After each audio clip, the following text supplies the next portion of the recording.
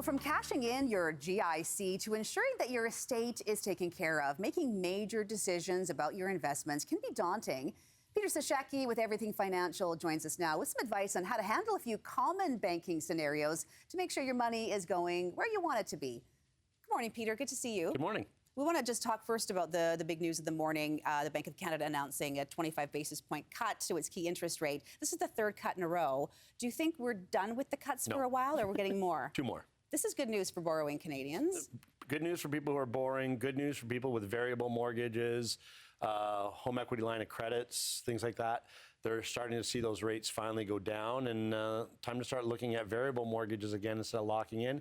And these things are not done. I mean, possibly two more this year. I wouldn't be surprised. The next one's in October, I understand. And then we go into next year, so people don't get drawn into, you better, as we've talked about the last few weeks, you better lock in, oh, rates are done, which we've been saying, no, they're not. And sure enough, oh, look at that. They're not. Not that I have a crystal ball, but they're not done. And hopefully people who did lock in only did so for a short period of time. Exactly. And then they can hopefully get in on some of those lower interest rates. Okay, so let's talk about some of these scenarios, these common banking scenarios that, might be daunting for people not to know what the right move is. So first of all, when you look at an investment portfolio, there's lots of different moving parts. Do you find that your clients are often trying to figure out, what do I do with my money here? Where should I shift it around? Yeah, and they do, and they have questions, and a lot of times they go to the teller and whatnot, and they're not getting answers. And you have to learn to be your own financial advocate. We've talked many times, and you've had different segments with people in the health industry about being your own advocate for your health care and everything else. Start being your own advocate for your finances. It's your money.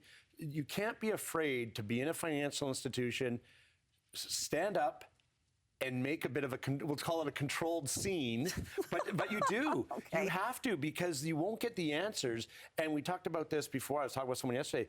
People literally get bullied in the banks sometimes into making the wrong decisions because the bank just goes at them and at them and at them.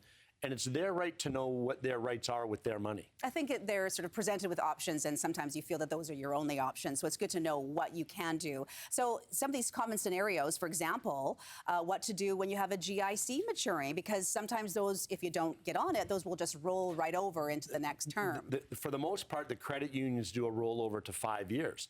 Well, in a declining interest rate, that's not in your best interest a lot of times. And then your money's locked in, it's non-redeemable. The banks a lot of times are more favorable. The big banks will put a lot of your money, they'll roll it over for the most part just into a daily interest account, give you some time. But to be your own advocate, real simple. In those last 60 days before maturing, get it in writing, email the bank, not just a telephone call, get an email back that says, I do not want to roll over my money. I do not want to lock it in. I just want to put it into a daily interest account.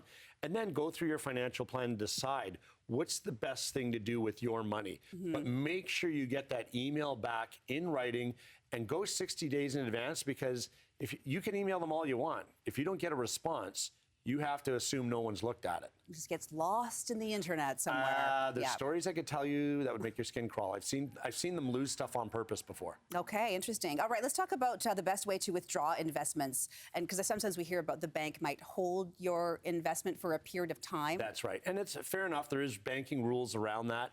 If you get a check from a big financial institution, maybe from your investment portfolio company, and you're taking some money out to do something with, and it can be held for 7 days. Pay the extra if necessary. It's not that much money. Get a wire. Get a wire transfer done. Get a wire from your institution to your bank account. It's not held. But, and this happened, and this is why we're talking about this last week with someone, where they went to hold it. The person had to go in the bank, and they were their own advocate, and they did raise a stink, and within 20 minutes, that money was released. And a lot of times it's just, unfortunately, there's programs on this. The bank employees are instructed to first answer, no. Say no, say no, say no, and the person will give up. And they also want to get you in to see what else you have, especially if they see a $300,000 transfer or something like that. Get the wire when you're dealing with house sales. Get the wire to your lawyer. Get the wire from the lawyer to your bank account. Wired money is a way quicker response, and you're not going to get held. All right, good information this morning. Just quickly, can we do if you're the executor and you have someone who passes away, what the bank's first move might be there? Freeze the money. As an executor, when someone passes away, they want to freeze. We talked about not getting on the joint house title of your parents or parent if there's one left, but it's okay. Get on the joint bank account though. Okay. Get on the bank account with them to help the distribution of that money because you need it for funeral and things like that if one passes away. So as an executor, get on that bank account with your parents. That's a never a bad idea. That's a conversation to have. That's a whole other segment we can do. Yeah, well, and to do it sooner than later.